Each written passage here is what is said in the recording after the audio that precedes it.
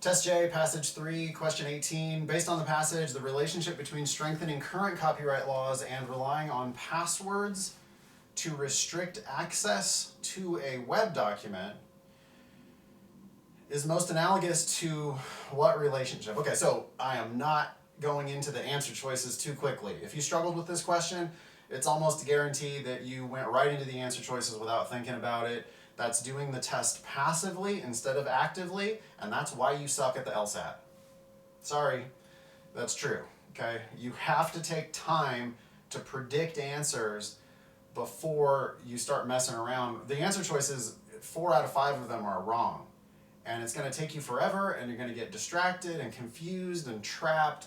You need to make better predictions. So what is the relationship between strengthening current copyright laws and relying on passwords to restrict access to a web document? Well, the author is clearly against strengthening current copyright laws. Why?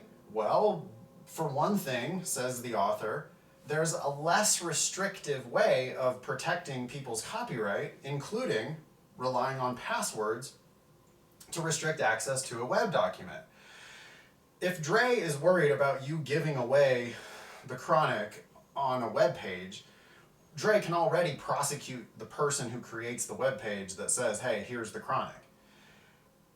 But the author says, but that doesn't mean we should also prosecute everybody who links to the page, because the person who created the page in the first place should be liable, and they could have password restricted that website, which would be a much less restrictive solution to the copyright problem.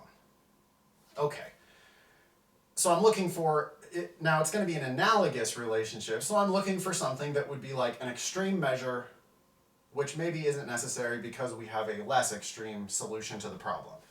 A, allowing everyone use of a public facility or restricting its use to members of the community. No, because the first thing, everybody's admitted. The second thing is a restriction. I want a more restrictive measure first, and then a less restrictive solution to the same problem.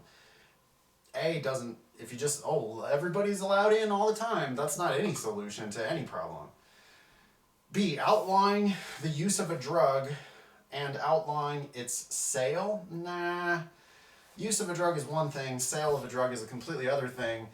I don't see how there's a more restrictive and then a less restrictive. That's just two different things. C, prohibiting a sport and relying on participants to employ proper safety gear. I love that. You know, we could totally ban snowboarding, or we could require everybody to wear a helmet. Well, if the problem we're trying to solve is brain damage, yeah, outlaw snowboarding is going to reduce brain damage. But also, having snowboarders wear helmets would allow people to still enjoy snowboarding without the risk, or with much less risk of brain damage. I like C, because the first thing is a more restrictive solution, and the second thing is a less restrictive solution to the same problem. D, passing a new law and enforcing that law. E, allowing unrestricted entry to a building and restricting entry to those who have been issued a badge. Again, that's everybody can come in, or we have a restriction. I wanted a more restrictive and then a less restrictive solution to the same problem. C's the only one that starts off with the nuclear option and says, or we could do this other thing, which would be a less restrictive solution to the same problem. That's why the answer here is C.